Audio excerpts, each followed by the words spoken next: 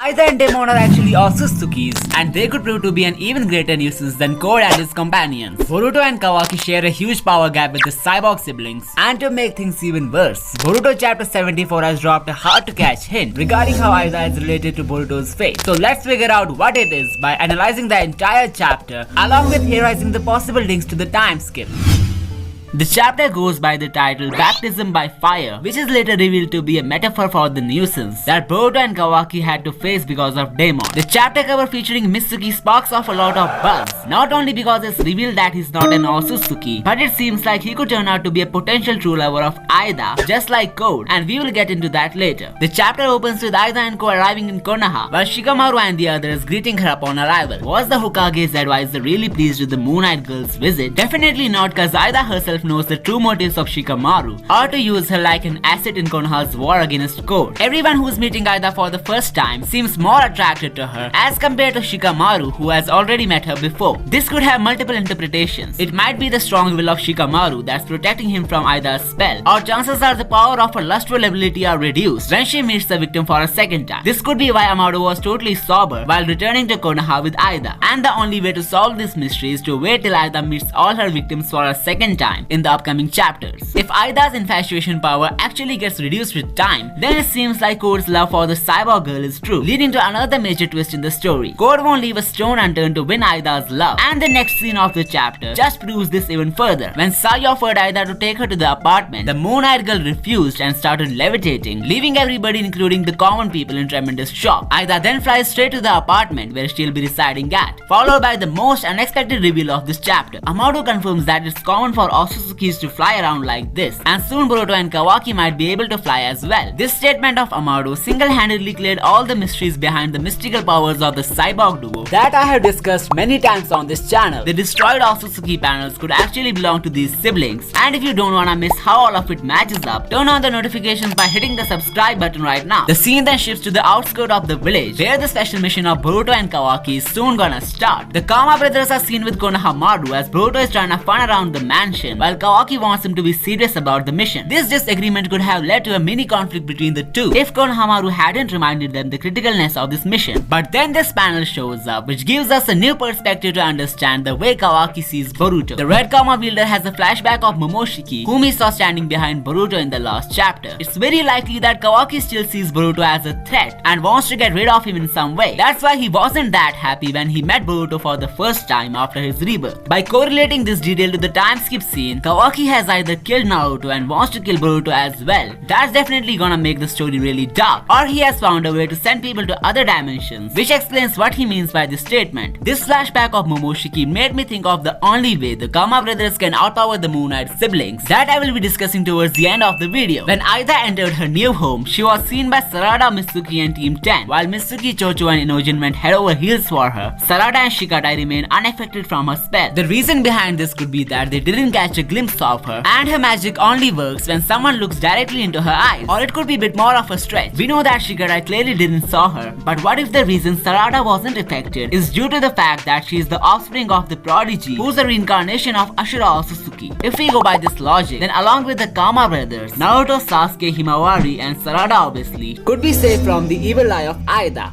Moreover, if we pay a bit more heed to Mitsuki falling for the Moon Knight girl, I still believe it's not enough to prove that he's not an Otsutsuki, since he is also associated with the moon. Not only he considers himself the moon of Boruto, but the meaning of his name also has something to do with the celestial body, and by keeping in mind the shape of Eida's eyes, there is definitely some strong link between her and Mitsuki that might be revealed to us later in the series. A theory that I think could work here is that Mitsuki also having association with the Otsutsuki similar to Eida, and the reason he fall for her was not because of her spell, but the true love that he feels for her. This could make him a rival of Code in the war of love that's soon gonna flourish the romance factor in Boruto series. Finally, Eida enters the cohabitation site, and upon seeing the infamous girl face to face, Konohamaru gets overstimulated and falls backwards. It seems like there is some kind of factor which decides how much a person is going to be deluded by Eida's charm, and if you hit the like button, then I might dive into theorizing what that factor could be. Then we get to see some action in the chapter as Daemon jumps into Boruto and starts misbehaving with him. Soon Kawaki decides to go one-on-one with him by initiating the attack with Sukuna Hikona. However, Daemon easily captures the rods manifested by Kawaki, and the cyborg kid later kicks Kawaki in the face, leading to a one-hit knockout. The second round of Daemon begins with Boruto, who tries to handle him with some taijutsu, but gets knocked out with a hit on the head instead. The power gap is actually insane. Both Boruto and Kawaki need to be a lot stronger to reach Daemon's level, and unless there is some shutdown code of the cyborg siblings, there is no way they would not have a huge role in the time skip. So what could their role be? Well, the next scene kinda gives us a hint of it. Boruto is seen waking up on the sofa while Kawaki is still resting on Aida's lap. The Senringan girl apologizes for the nuisance that was caused by Daemon, to which Boruto replied by asking what was the point of being so troublesome. Daemon provides an answer to Boruto by telling him it was necessary to demonstrate how big of a trouble would be caused if the cyborg siblings are taken lightly. The fact that Boruto recovered before Kawaki is an example of the perks of being a 100% Otsutsuki. This would definitely put the blue karma wielder in advantage during the time skip, but we shouldn't ignore the fact that if the cyborg siblings are still around during this time, they are most likely a part of Kawaki's scheme. Considering the Jogan is equivalent to Eida and Daemon's powers, then the conflict of the time skip is a kind of fair match. But we shouldn't forget that before the story gets to that point, Boruto's fate will see many ups and downs, ultimately making him the final hope of the shinobi world. But by looking at the way the things are going on in the chapter, Kawaki doesn't seem to be romantically interested in Eida, as after he wakes up, he's totally enraged by the defeat that he just faced, which makes his lover Eida more nervous than ever, as it certainly lowers her chances of hooking up with him. Soon Shikamaru contacts Boruto through the intercom system, asking if they already caught up with Eida and Daemon. Boruto tells him about the baptism by fire, meaning a fiery new beginning, that he just had to went through for this mission. Shikamaru tells him that he wanted to properly introduce the cyborg duo to them, but they escaped so swiftly that he didn't get a chance. Boruto thinks that they can get along with Eida and Daemon, and if this assumption of the blue-eyed boy turns out to be right, then the entire war preparations of code would be swept in the blink of an eye by Daemon until and unless his weakness is figured out by the enemies. Shikamaru tells Boruto that they are currently with Amado, and this time he's about to spill all the beans. It seems like the second most anticipated reveal after the mystery of Amado's cyborg coffin will soon be unveiled in the next chapter. You guys might be wondering why I think that only Momoshiki can save Boruto from these super siblings. Well, this panel of Sarada shows her being worried about her new enemy, who holds the ability to look anywhere around the world as well as the past. Sarada believes that they need to be extra careful as there is no way to talk behind Aida's back, and if this plot point ends up in Eida abandoning Konoha after winning the love of Kawaki, most probably because she would hear someone plot against him, like the higher powers could decide to shut him down with Amado's secret code, it would create a really huge problem for Boruto, cause it's very likely that Momoshiki was referring to Eida in his Blue Eyes prophecy, and if that's the case, this is what the time skip could look like. The two people closest to Boruto, Mitsuki and Kawaki, will fall for the charm of Eida. As I mentioned earlier, Mitsuki and Eida sharing resemblance to the moon supposedly acts as a hint of their potential connection. If Eida somehow ends up with Kawaki, she will definitely lend him a helping hand in shinobi annihilation. Not only that, she could even prove to be a hurdle between Boruto and Mitsuki's friendship. The Moon-Eyed Girl could be the true mastermind of the time skip, as she can anytime spoil Amado's plans with her Senringan and Daemon's powers. And there are possibly two ways for Momoshiki to help Boruto in this situation, and the second one makes a lot of sense. The first one deals with Momoshiki's hand in triggering the Jogan by sympathizing with Boruto once he loses everything. However, it's a bit unlikely to happen, as the monster has already made his motives clear. The second possibility is an interesting one. We all know that the mind jutsu of the Yamanaka clan is able to bypass Aida's all-seeing power. Moreover, she wasn't able to see Momoshiki's interaction with Boruto during his revival, which acts as a clear hint that this time stoppage ability of Momoshiki can prove to be the master key in defeating the cyborg duo. I also believe that Daemon's ability has something to do with time, and if Boruto is able to master the sneaky power of Momoshiki, through which he talks to him, chances are he could be even more advantageous in the time skip. We should not forget that the Jogan is also gonna provide Boruto a bunch lot of abilities, so check out this video to find out more about them.